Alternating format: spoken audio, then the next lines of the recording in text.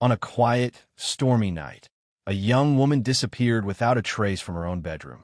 30 years later, a forgotten clue hidden in a closet sets off a journey to uncover the truth.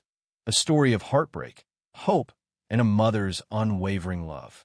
Stay with me till the end, because this story will move you deeply. Before we start, tell me where you're watching from and leave a comment down below. I'm excited to connect with you. Now, let's begin. The storm rolled in like a whisper, turning into a scream. Thick gray clouds pressing low over the sleepy town of Millfield, Pennsylvania. It was the kind of rain that seemed to pour straight from heaven's own sorrow, drumming endlessly on rooftops, windows, and the old oak trees that lined the streets. Thunder growled in the distance like some restless spirit, and flashes of lightning lit the sky in fractured bursts of ghostly white. In the little blue house on Hawthorne Drive, nestled near the edge of town, 8-year-old Emily Carter was curled beneath her quilt, a stuffed teddy bear tucked under her chin, the rain's lullaby brushing against her window pane. Her mother, Carol, had just come in to say goodnight, brushing Emily's golden hair back from her forehead and kissing her softly. The bedtime ritual was always the same, a whispered prayer, a gentle smile, and a promise that tomorrow would come. Emily had been unusually quiet that evening, her wide hazel eyes glancing now and then toward her closet door, which stood shut, as always. Carol, weary from a long day at the diner and still in her uniform, didn't think much of it. Children had strange moods. Rainy nights often made them more anxious than usual. She gave one last reassuring look and softly closed the bedroom door. It was 9:37 p.m. Hours later, sometime after midnight, Carol stirred from a dreamless sleep. The thunder had grown louder, closer. A crash somewhere near the back of the house jolted her upright, heart racing. She thought perhaps a branch had fallen. The wind had picked up considerably. She pulled on her robe, slippers shuffling softly on the hardwood floor as she passed her son's room. Matthew, only 10, was sound asleep, undisturbed. She moved down the hall, hesitant, listening for further noise. The house was quiet again, save for the rain. Out of habit, she checked on Emily's room. She opened the door gently, expecting to find the little girl snoring lightly, tangled in her blanket. But what greeted her instead was a void, an emptiness so complete, so wrong, it seemed at first to be a mistake. The bed was empty. The blanket lay bunched near the footboard. The teddy bear, always tucked in with her, lay alone on the floor near the window. The window itself was shut and locked from the inside. Carol blinked, stepped in fully, her voice catching in her throat as she called Emily's name softly, then again louder, panic rising with each second. She checked the closet, still closed, empty. Under the bed, behind the curtains, nothing. By the time she was shouting, Matthew had woken, and the entire house buzzed with confusion and dread. Carol called 911, her fingers trembling so hard she could barely hold the receiver. Within minutes, police were at the door. Lights flashed red and blue against the slick, wet pavement. Officers moved quickly, methodically, checking all exits, searching the yard, canvassing the neighbors. A K-9 unit arrived just before dawn, but the rain had already done its damage. Any scent trail had been washed away. The town awoke to the news of the missing girl. Emily Carter, sweet, shy Emily with the dimpled cheeks and sunbeam smile, had vanished from her bedroom in the dead of night, with no sign of forced entry, no broken window, no open door. It was as though the storm had reached into the Carter house and plucked her from her sheets like a leaf carried off in a gust of wind. Within 24 hours, missing posters with her school photo, toothy grin, and pink barrettes were taped to telephone poles and shop windows. The search party grew by the hour. Neighbors, church groups, even teenagers skipping school joined in, calling her name through the soaked woods and drainage ditches that bordered the edge of town. But it was as if Emily had simply been erased. Not a footprint, not a scrap of clothing, nothing. Detectives dug into the family's routines. They questioned Carol and her husband David, who seemed dazed, hollow-eyed. David worked night shifts at the paper mill and had been on duty that night. His alibi checked out, but suspicion still cast its long, cold shadow over everyone. The Carters' marriage had already been strained. Finances were tight, and grief had a way of splintering even the strongest bonds. Rumors took root, as they always do in small towns.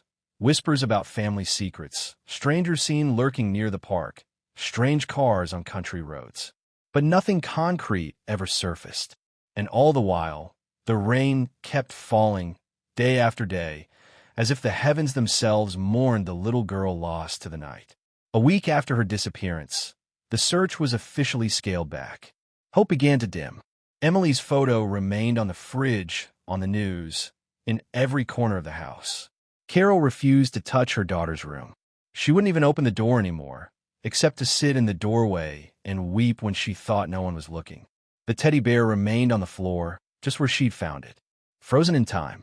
The storm that had come that night had long since passed, but it had left behind more than puddles and broken branches. It had left a mother without a daughter, a brother without a sister, and a town without answers. And as days turned to weeks, then months, the story of Emily Carter became less a mystery and more a legend. A cautionary tale told in hushed tones, wrapped in rain and darkness. But for Carol Carter, it was no tale. It was a wound that never closed. And the closet remained shut, untouched, its secrets buried deep in the stillness of that little blue house on Hawthorne Drive, waiting. The days after Emily's disappearance dissolved into a fog of unanswered questions, bitter silences, and prayers that fell like stones into a bottomless well. Carol Carter stopped sleeping in her bedroom. She made a bed on the living room sofa, not because it was more comfortable, but because the hallway leading to Emily's room had begun to feel like walking through a graveyard. Her husband, David, once steady and strong, became a ghost in his own home, present in body, absent in spirit. He'd return from his shifts at the mill, reeking of oil and sawdust, slump into a kitchen chair, and barely manage more than a few words. Sometimes, when he thought Carol wasn't looking, he'd sit outside Emily's door, forehead resting against the wood, breathing shallow like he was afraid of what might still linger on the other side. The police did what they could. For weeks, then months, they followed every tip, every rumor, every hollow lead. Carol had learned all the detectives' names by heart. Sergeant Reynolds with his weary eyes, Officer McLean who always took off his cap before entering the house, as if Emily might still be sleeping inside. She held on to their visits like lifelines. Every knock on the door, every phone call, made her heart leap into her throat with a surge of impossible hope. But they always left with more silence than answers. One evening, in the early days of spring, Carol stood on the back porch with a cup of tea gone cold in her hands. She watched the trees sway gently, still bare-limbed from winter, and for the briefest second, she imagined she saw a small figure dart behind the shed, just a flicker of movement in her peripheral vision. She called out, breath catching, and ran barefoot into the yard. But there was nothing, only the wind and the stubborn ache of a heart that refused to stop hoping. Matthew tried his best to carry on. He returned to school, though the other children looked at him differently now, some with pity, others with suspicion. He drew pictures of Emily, sometimes, mostly of her standing in front of their house with the sun shining down on her. He didn't speak much. Carol worried about the silence inside him, a silence too deep for any 10-year-old to carry. Time, that cruel and indifferent thing, dragged on. 1 year passed, then 2. The town moved forward as towns do. Stores changed ownership. Children grew taller. People stopped whispering quite so much when they passed the Carter house. But inside those four walls, nothing moved. Emily's room remained untouched. The door stayed closed. Her birthday came and went each year with a quiet cake, a single candle, and Carol's hand trembling as she whispered her daughter's name into the empty room. David left in the 3rd year. It wasn't dramatic. He packed a suitcase one morning, left his wedding ring on the kitchen counter, and drove away without saying goodbye. Carol found a note folded neatly under the sugar bowl. It was only 4 sentences long. "I can't keep living in a house full of ghosts," it read. "I see your face every time I close my eyes. I'm sorry, Carol. I love you, but I have to go." She read it once, then tore it into pieces so small they blew away in the breeze before they ever hit the trash. Neighbors brought casseroles, awkward condolences, and offers to help around the house. Carol accepted the food, but rejected everything else. She didn't want company. She didn't want to talk about moving on, about healing, about therapy. What she wanted, what she needed, was her daughter back. Alive, whole, laughing in the backyard, or arguing with Matthew over crayons. That was the only version of life that made any sense.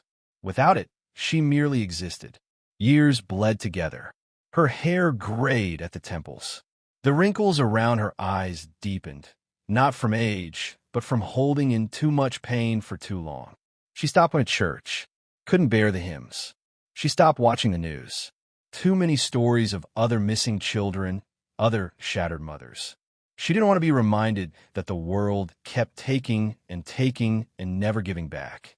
Still, Carol refused to leave the house. Realtors came and went, tempted her with offers, especially as Millfield grew and property prices crept upward. But she would look at them blankly and say, "My daughter's still here." They'd nod politely, mark something down in a folder, and never return. Every year, on the anniversary of Emily's disappearance, Carol hung a new wreath on the mailbox, white lilies, always fresh, and lit a candle in the front window that burned from sundown to sunrise. She wasn't sure who noticed. Maybe no one did. But in her mind, it was a beacon, a signal. If Emily was out there somewhere, if she could see, if she could remember, then maybe, just maybe, that small light would guide her home. She joined a few online forums in the late 2000s. Support groups for parents of missing children. Most days she just read. Sometimes she'd write long messages and delete them before hitting send. It was strange, finding comfort in strangers she'd never meet. But they understood the language of absence, of days spent scanning crowds for a face you knew you wouldn't find. She wasn't alone in her grief, though it still felt like it. And then came the 30th year. It had been a cold spring, the kind where daffodils bloom, only to be slapped down by frost days later. Carol had just turned 63. Her hands ached more than usual. She moved slower. The house was quieter than ever. Even the old floorboards had stopped groaning. She lived on pension checks, tea, and a stubborn ritual of dusting every room each week, including Emily's. That morning, she stood outside Emily's bedroom with a cloth in one hand and polish in the other. She hadn't stepped fully into the room in over a decade. But something inside her shifted. Maybe it was the weight of time, or the way sunlight was catching the doorknob. Maybe it was nothing at all. She turned the knob and walked in. The scent was gone. That soft, sweet smell of childhood had long faded. But everything else remained. The books on the shelf, the tiny shoes in the corner, and the closet, always shut, always still. Carol stared at it for a long time before she moved toward it. The door creaked as it opened, stiff from age. She expected dust, maybe the forgotten clutter of years past. What she didn't expect was something small, folded, tucked behind an old shoebox, a piece of fabric she didn't recognize. And beneath it, the faint outline of something else. Paper, a corner, yellowed but intact. Her fingers trembled. 30 years. And now a clue? Carol's breath caught in her throat as her fingers brushed the object nestled behind the shoebox. It felt oddly warm, though the closet was dim and cool. She tugged it out gently, heart pounding like a war drum inside her chest. It was a small square of cloth, a fragment of something once larger. Pale blue with faded red stitching along one edge. Her mind rifled through memories like pages in an old book until it landed on one image. Emily's bedtime quilt. Carol had sewn it herself the year Emily turned 5, patching it with leftover scraps from baby clothes, Sunday dresses, even an apron Carol had worn back when life felt endlessly full. Each piece had a story, stitched with care and whispered lullabies. This square, blue with red thread, had come from a dress Emily wore on Easter morning, the year she caught the chickenpox. But that quilt had disappeared with Emily. Carol staggered backward, cloth in hand, and sank onto the edge of the bed. It felt wrong to sit there after so long, like stepping on sacred ground. But her knees didn't ask permission. She unfolded the paper she'd found beneath the fabric. The edges were yellowed, and the ink had bled slightly over time, but the handwriting was unmistakable, childish, careful, looped letters spelling her name. Mommy. For a long while, Carol simply stared at that single word. Her vision blurred with tears she didn't even realize she was shedding. Then, with trembling hands, she unfolded the rest of the note. It was only a few lines, written in a rushed, frightened scrawl. Mommy, I heard noises. I try to be quiet. I'm hiding now. Don't let him find me. Please. There was no signature, no date, just those heart-wrenching sentences, and in the bottom corner, a tiny smudge of something reddish-brown. Dried. Old. Carol didn't want to guess what it might be. She sat frozen, note in one hand, quilt square in the other, listening to the silence press in on all sides. For 30 years she had wandered through each day like a shadow clinging to memory, and now, suddenly, she held a piece of the night, everything unraveled. Her first thought wasn't hope or horror, but guilt. Had Emily tried to signal her that night? Had she cried out, left this note, this scrap, and gone unseen? Had Carol, lost in the storm of panic and disbelief, overlooked what might have changed everything? She rose on unsteady feet and turned slowly in the room. Her eyes combed every inch. The bookshelf, once overflowing with picture books and tiny trinkets, now stood stoic and still. The wooden toy chest at the foot of the bed remained closed, its lid untouched for decades. She knelt beside it and gently lifted it open, half expecting dust and mice. Instead, she found Emily's favorite stuffed bear, Mr. Buttons, still wearing his crooked little bow tie. Beneath it, there was nothing.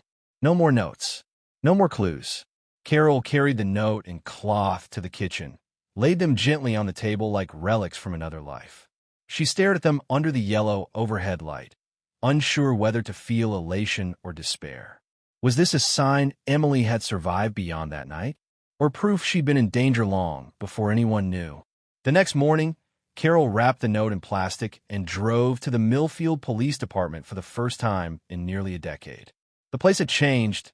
New paint, new people. Sergeant Reynolds had retired years ago. A young officer with tired eyes and a kind smile took her statement. He photographed the items, took them into evidence, and promised to reopen the file. But Carol knew the look he wore. She'd seen it before. It was the face of someone trying not to promise what he couldn't deliver. Still, she left the station lighter than she'd entered. Something had shifted. For the first time in years, Emily's absence wasn't just a wound. It was a thread, something to follow. Maybe, just maybe, it would lead somewhere. That night, Carol couldn't sleep. She sat in the living room, wrapped in an old cardigan, tea cooling on the table beside her. She reread every line of the note in her mind 100 times, letting her thoughts reach places they hadn't dared tread in years. Who was he? The note said, "Don't let him find me." Was it a stranger? Someone from outside? Or, and this thought chilled her, someone Emily had known? Carol had always believed her daughter had been taken. There are no signs of forced entry, no broken locks, no open windows, only that eerie silence and the storm. But if Emily had left the note that night, she must have still been in the house after bedtime. She must have sensed danger. For someone nearby, Carol felt the blood drain from her face. Could have been someone inside their circle, someone who had visited them, a friend, a neighbor. She pulled out her old journals from the attic the next day. For years, in those early months, she'd written everything down. Every conversation, every visitor, every detail the police might overlook. Names, times, strange remarks. She had been meticulous, methodical. It was the only way she knew how to hold onto control when the world was spiraling. She began rereading, this time not as a grieving mother, but as a detective. 30 years late, but no less determined. On the fourth notebook, dated 3 weeks after Emily vanished, she found a name circled twice, Richard Holbrook. She paused. He'd been their neighbor, quiet, odd, but polite. He'd helped David fix the back fence once, brought over apple pie at Christmas. Carol remembered him saying, "Emily's a curious one. Got that fire in her. Reminds me of someone I used to know." It had struck her as strange at the time, but she'd let it go. She hadn't thought about him in decades. But now, his name seemed to burn on the page. According to the note, someone had frightened Emily enough to make her hide. And Richard Holbrook had lived just 4 houses down. Alone, Carol pulled her phone from her pocket. Her fingers hovered above the screen. She wasn't sure what she would say, or even if the man was still alive. But something deep in her bones told her this wasn't over. The past had stirred, whispered through that scrap of cloth and the trembling hand of a little girl. And it was calling her to listen closely, finally. She typed the name into the search bar and waited.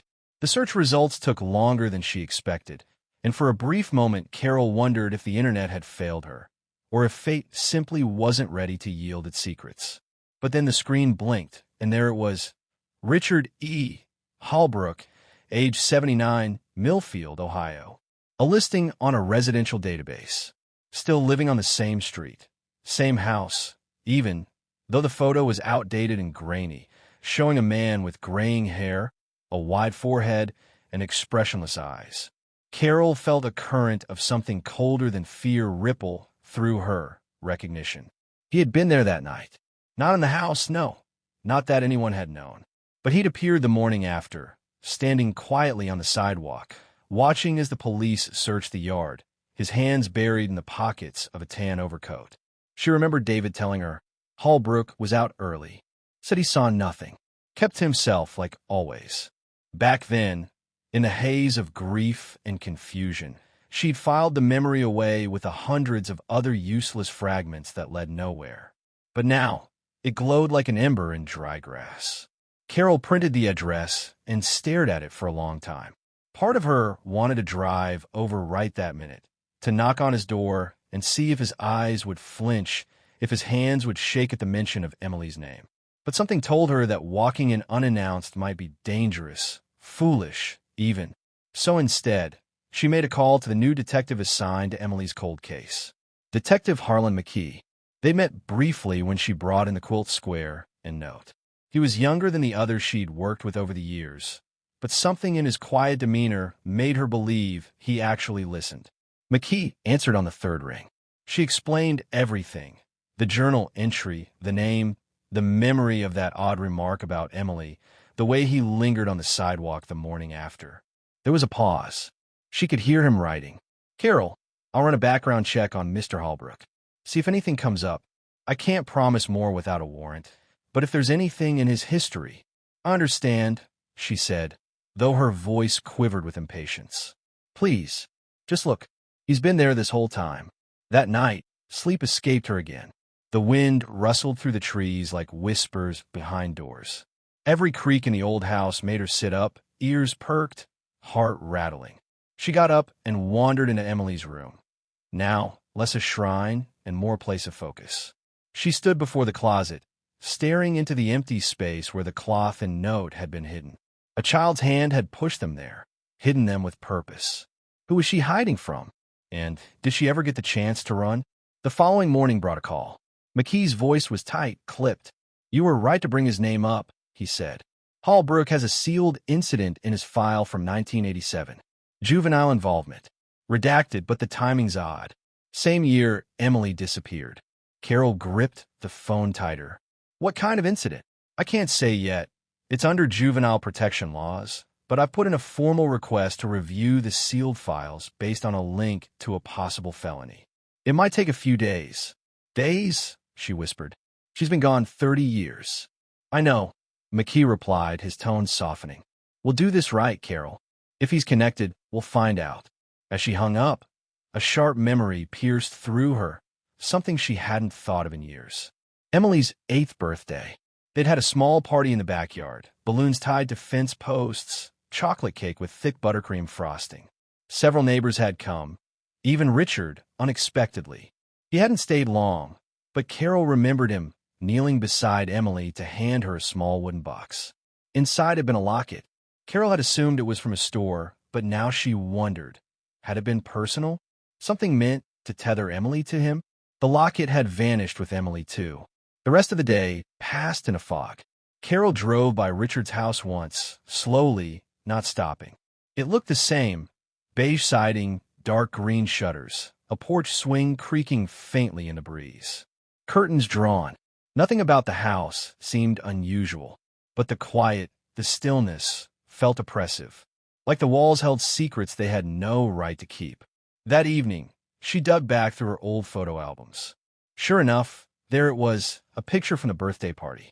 Emily, grinning with cake on her nose, holding up the wooden box.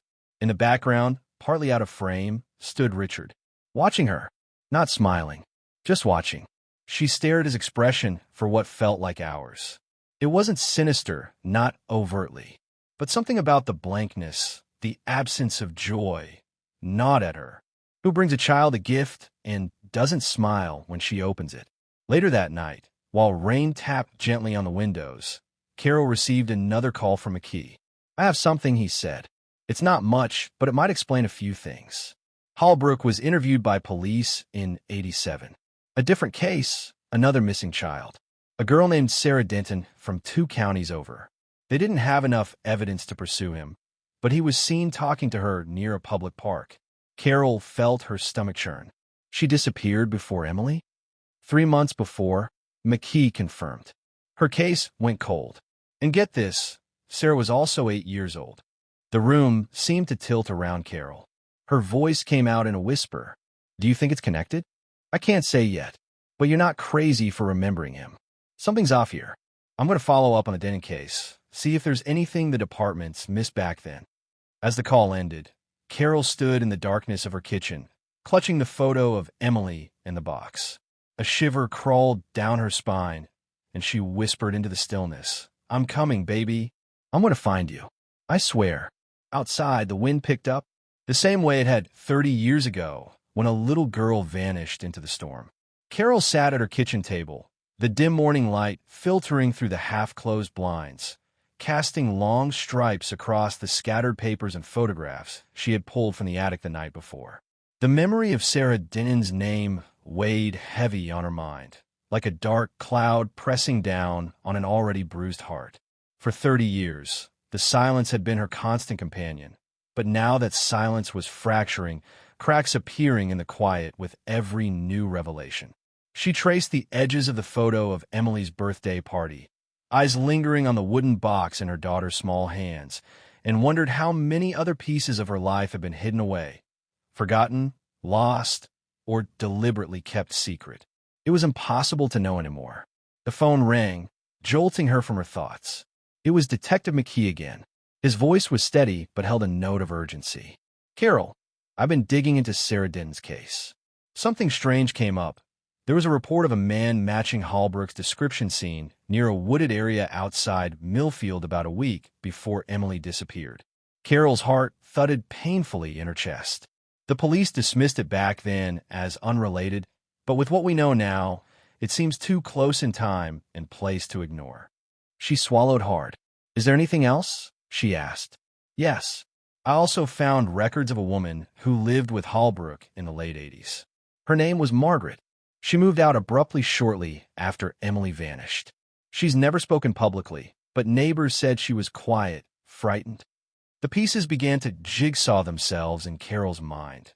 This wasn't just about a random man down the street. It was a hidden life, with shadows that stretched far beyond what she'd ever imagined. Determined, Carol reached out to the few old neighbors still in town, asking about Margaret. They were reluctant, their voices hushed with memories best left unspoken. But one elderly woman, Mrs. Whitmore, spoke with surprising clarity. Margaret was sweet, but scared, said she was trapped, that Richard had secrets he'd kill to keep. Carol's breath caught. Did she say what kind of secrets? No, dear, but she left in the dead of night. Took nothing but a suitcase and her cat. The image of a frightened woman, fleeing in silence, echoed in Carol's mind as she imagined what Emily might have sensed that stormy night, fear closing in from every corner. Later that day, Carol received a letter hand-delivered by a local courier. It was from Margaret. The paper was thin, fragile with age, and the handwriting delicate but unmistakably trembling. "I never wanted to get involved," the letter began, "but the truth has weighed on me for decades. I was there that night. I heard things I shouldn't have. Emily was frightened of Richard, more than just a neighbor. He was dangerous. Please find out what happened.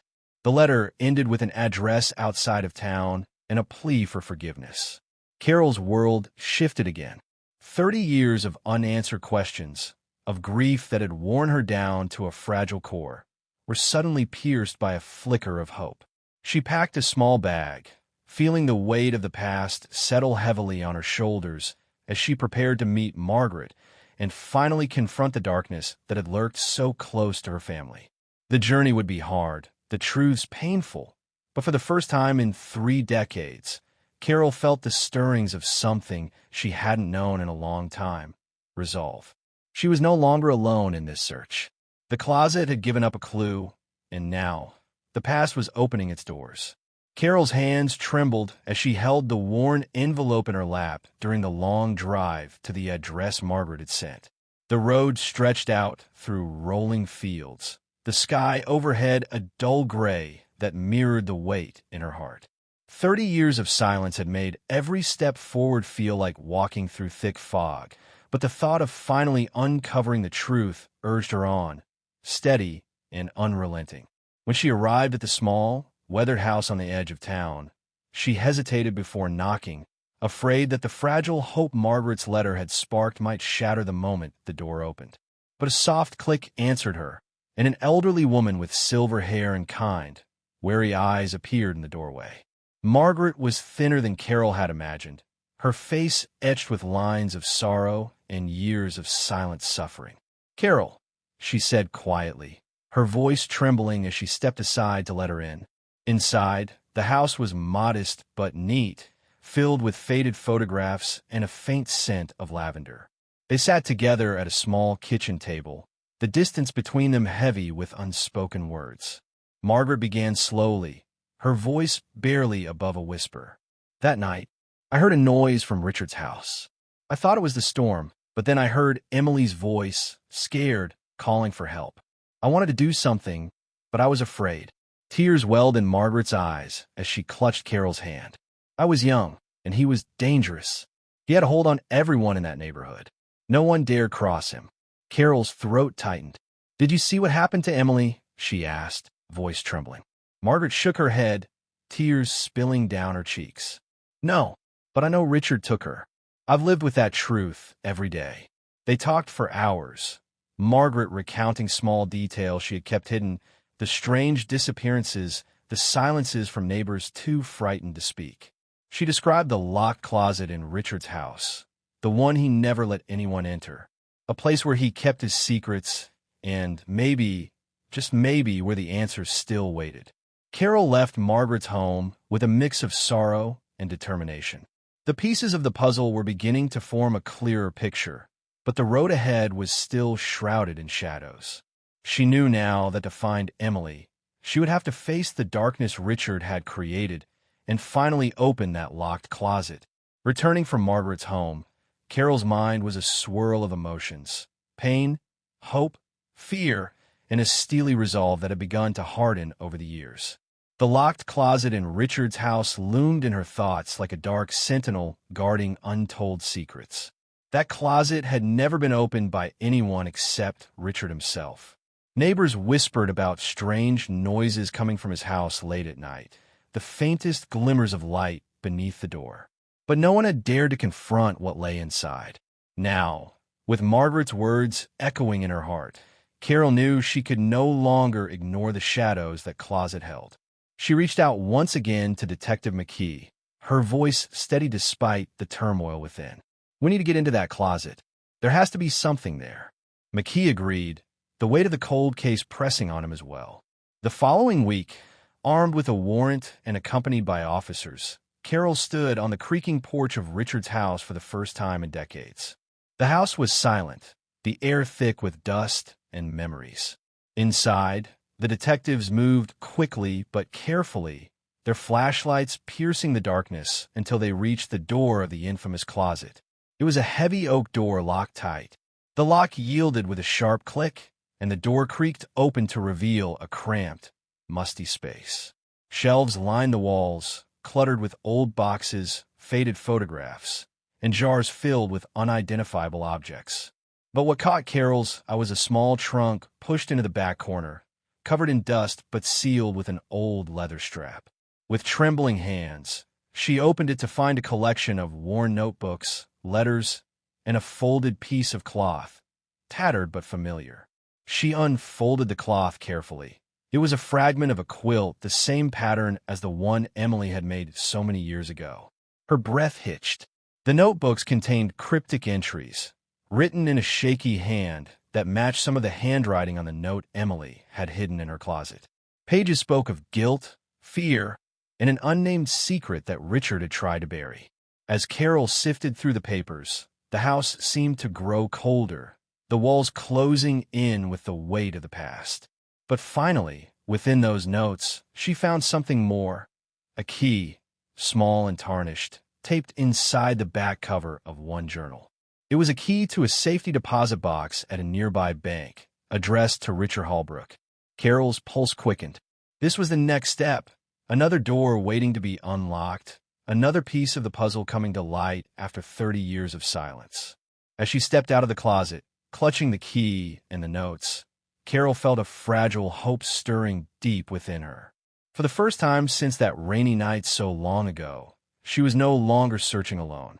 The truth was waiting, locked away, but no longer hidden.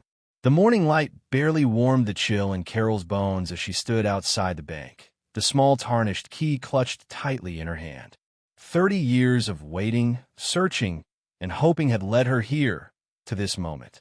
The air was crisp with early spring's promise, but inside, Carol felt only the cold weight of uncertainty.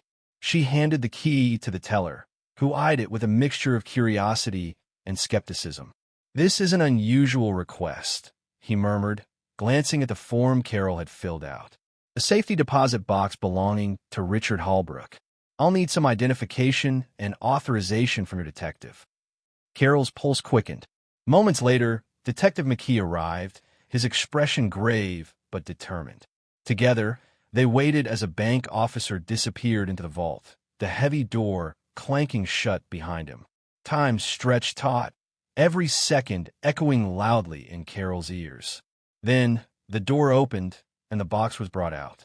Carol's hands shook as she unlocked it, revealing a small leather-bound journal, a stack of old photographs, and a sealed envelope marked to Emily. Her breath caught. The journal's pages were filled with Richard Holbrook's handwriting, jumbled thoughts, confessions, fears.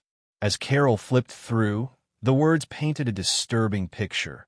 A man consumed by jealousy, paranoia, and a dark secret he guarded fiercely.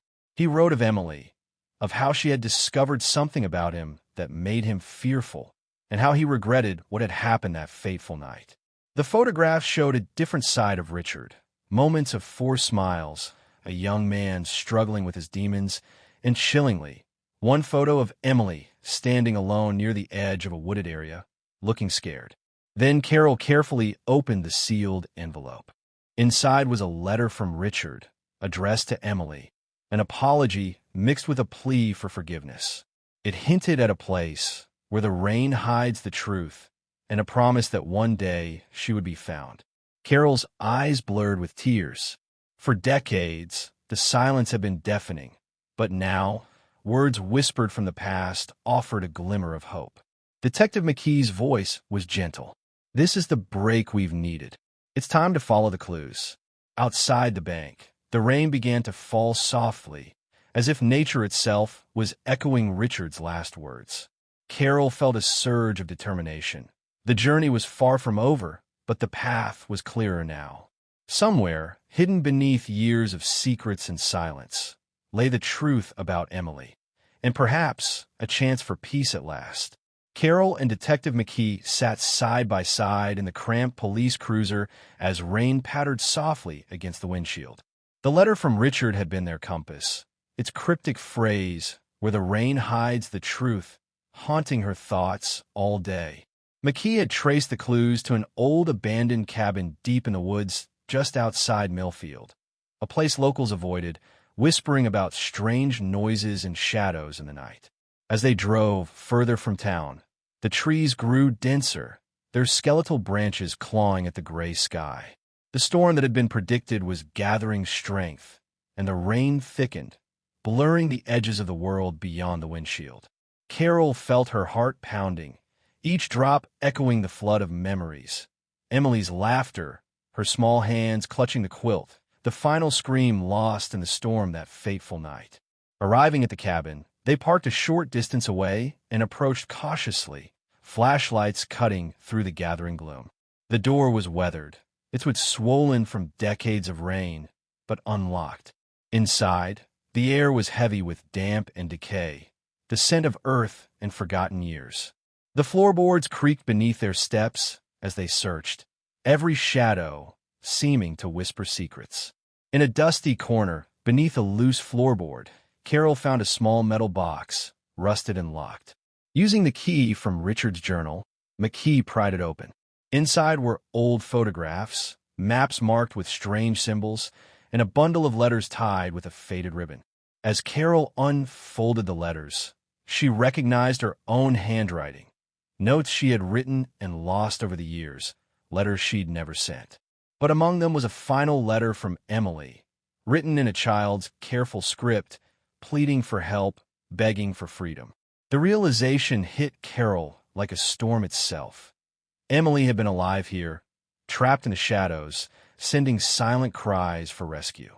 Tears blurred her vision as the rain hammered down outside, a relentless reminder of the past washing over the present. Detective McKee looked at her, voice low and steady. "We're close, Carol. Whatever happened here, we're going to find out." The cabin seemed to hold its breath, the walls whispering stories waiting to be told. Carol knew the journey was far from over, but in that moment, the rain was no longer a harbinger of loss. It was a veil lifting, revealing the truth buried beneath 30 years of silence.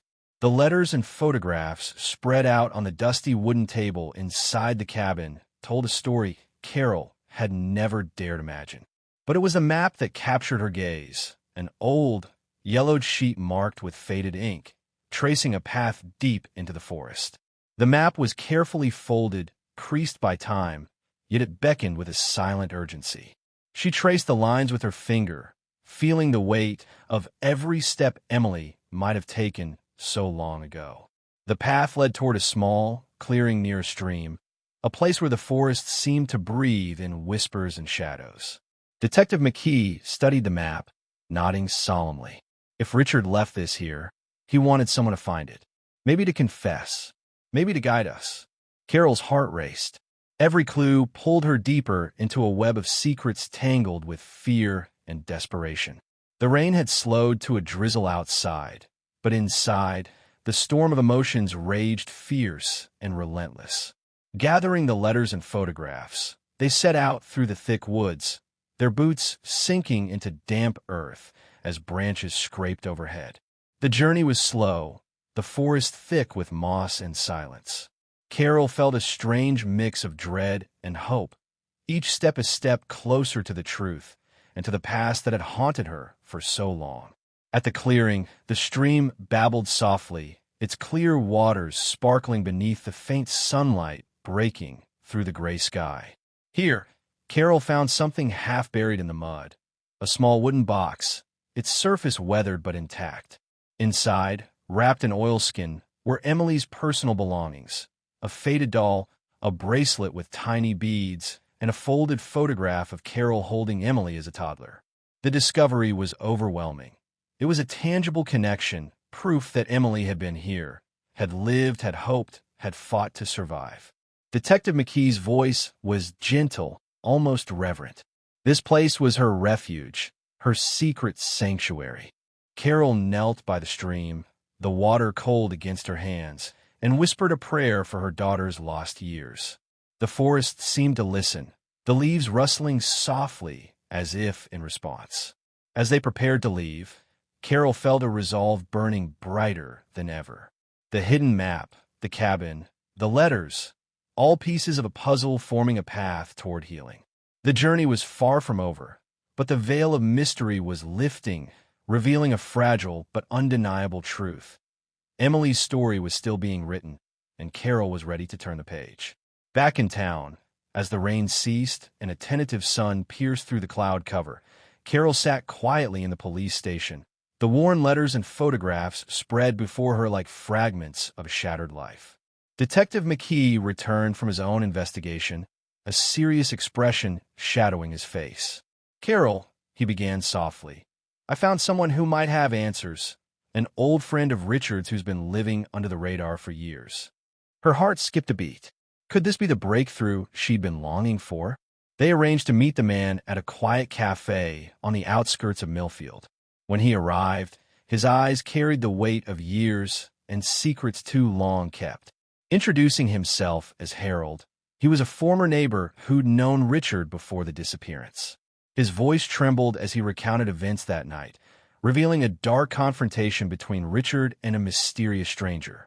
According to Harold, Richard had been threatened, trapped by his own mistakes and lies, and that Emily's vanishing was tangled in a desperate attempt to hide a truth far more complex than anyone had imagined. Harold confessed that he had witnessed Richard's panic but never dared intervene, paralyzed by fear and uncertainty. The stranger, he revealed, was linked to a local crime syndicate, a detail that had kept Harold silent for decades. Carol listened, her emotions a turbulent sea, anger, sorrow, and a glimmer of relief that someone finally spoke. This confession cast new light on the mystery, offering paths previously hidden in darkness. With Harold's testimony, McKee and Carol had a new lead to follow, a name whispered in the shadows, a man who might hold the key to unlocking the final pieces of the puzzle. As Carol stepped outside into the crisp afternoon, she felt the weight of the past shift slightly, the burden of waiting lifting. The road ahead was uncertain, but at last, she was walking it with eyes wide open, ready to face whatever truths lay beyond the horizon. The sun warmed her face, a quiet promise that the end of the long night was near, and perhaps peace was within reach. The days that followed were a whirlwind of interviews, searches, and piecing together fragments of long-buried secrets. With Harold's confession as their guide, Carol and Detective McKee pursued the trail to a secluded farmhouse on the outskirts of Millfield, a place rumored to be tied to the local crime syndicate. The farmhouse was quiet, almost eerie, its windows dark like watching eyes. As they approached, Carol's heart thudded with a mix of dread and hope. Inside, they found remnants of a hidden past, discarded belongings, faded photographs, and a journal belonging to the stranger Harold had mentioned. The pages painted a chilling portrait of a man desperate to control his world, using threats and violence to silence anyone who might expose him. Most shockingly, the journal revealed that Emily had been taken that night to protect a secret that could have destroyed powerful lives. Her disappearance was a grim bargain made in shadows. Carol's hands trembled as she read the cruel details, but within those pages also lay clues to Emily's fate, hints that she had survived beyond the night she vanished, kept safe, hidden away. The detectives' team soon uncovered a network of safe houses and contacts tied to the syndicate, and one led them to a small town 2 hours away. It was there they found a woman who had cared for a frightened young girl matching Emily's description decades ago. The woman's eyes filled with tears as she spoke of Emily's bravery and resilience, how she had grown up unaware of her true family, protected by those who feared the consequences if the truth ever came to light. For Carol, each revelation was a bittersweet balm, painful to learn how her daughter had suffered, but a comfort to know she had survived. The long night was finally giving way to dawn, and though the journey was far from over, Carol felt a new strength rising inside her. The truth, once buried beneath layers of fear and silence, was now out in the open, fragile but shining with the promise of healing. In that moment, beneath the soft glow of the farmhouse's fading light, Carol whispered a vow to bring Emily home, no matter the cost. The call came on a gray, drizzly afternoon, one that mirrored the stormy night when Emily had vanished 30 years before. Carol sat frozen, clutching the phone as a gentle voice on the other end spoke words she had long dreamed of but never truly dared to expect. "Mrs. Harris, we believe we have found your daughter." The woman explained that Emily, now in her early 40s, had lived under a different name, shielded from the world, but recent events had led to her identity being uncovered. The reunion was arranged carefully and quietly, away from the prying eyes of the press and the town's curious whispers. Carol's hands trembled as she waited in the modest room of a small, welcoming house on the outskirts of Millfield, her heart pounding with a wild mixture of hope, fear, and disbelief.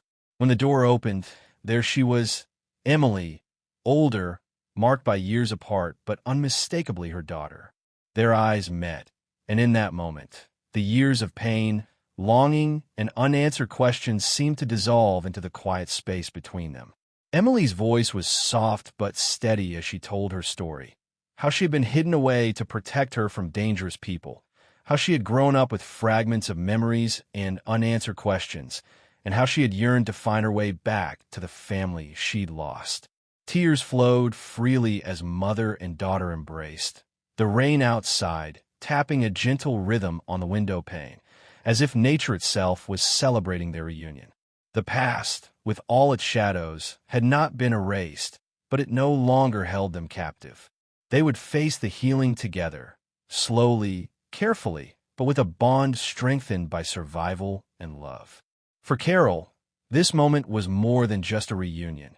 It was a new beginning, a chance to reclaim the life that had been stolen, and to find peace in the echoes of a long, stormy night. The days that followed the reunion unfolded slowly, gently, like the first soft rays of dawn after a long, harsh night. Carol and Emily spent hours sharing stories, filling the vast silence left by 30 years apart with laughter, tears, and the quiet understanding born of deep pain and enduring love. They walked together through the woods where the hidden map had led them, now a place of remembrance rather than fear. Emily told Carol about her life, how she had been cared for by strangers who kept her safe, how she had always hoped to find her mother, and how the shadows of her past still haunted her dreams. Carol listened, holding her daughter's hands, promising to protect her now and always. The community of Millfield, too, began to heal. Neighbors who had long whispered behind closed doors came forward with support, offering kindness where once there was suspicion. The police worked tirelessly to bring the criminals involved to justice, unmasking the syndicate that had woven so much pain into their lives. Carol felt a deep gratitude for Detective McKee, whose dedication had helped unravel the truth and reunite a family torn apart by tragedy. Though scars remained, both visible and invisible, there was hope now.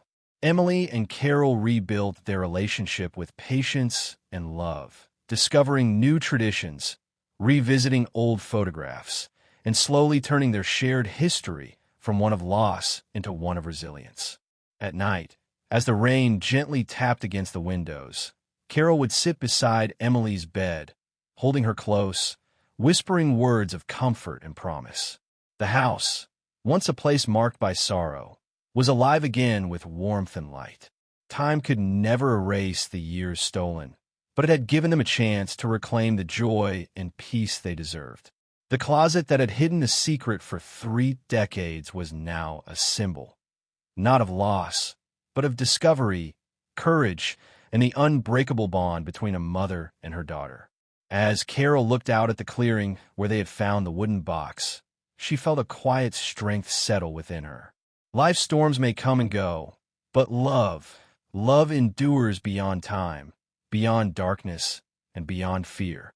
And in that enduring love, she found the hope to face whatever the future might hold, together with Emily at last home. Thank you so much for joining me on this journey through a story of loss, hope, and the incredible strength of a mother's love. It's stories like these that remind us how powerful resilience can be, and how even after the darkest nights, there's always a chance for a new dawn. If this story touched your heart, please consider subscribing to the channel for more heartfelt tales that inspire and move us all. Don't forget to like the video if you enjoyed it, and share your thoughts or your own stories in the comments below. I'd love to hear from you and create a community where we can support and uplift one another. Your presence here means more than words can say, so thank you again for listening, watching, and being part of this family. Until next time, take care and keep hope alive.